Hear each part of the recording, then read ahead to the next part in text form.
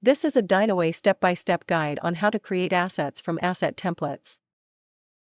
After you have completed the wizard, Set up Assets and Users in Settings Assisted Setup, Get Started with Dynaway EAM, you are ready to create assets.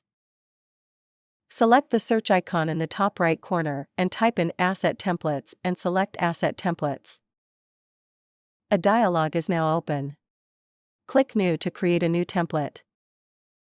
On the Asset Template card, you first need to specify a code.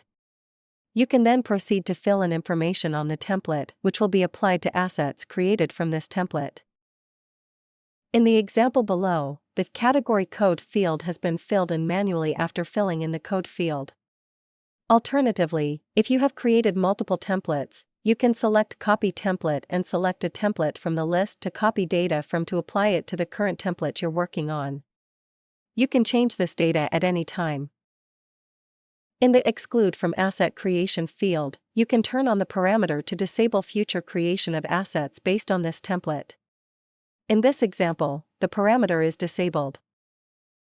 Once you have specified all relevant information on your template, you can proceed to create assets based on it, or create another template if needed by clicking the plus icon at the top.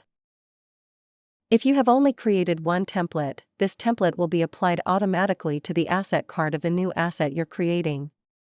On the Assets list, select New to create a new asset. You will now see that the asset data from the template is copied. You can change this data at any time. Below, the asset template data is applied, which is seen in the Category Code field, which was applied to the template in Step 5.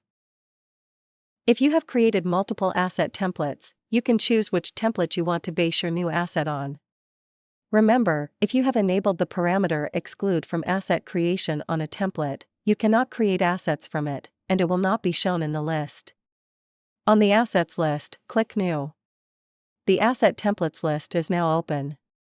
Select a template to apply to your new asset. Select OK to open a new asset card with the template data applied.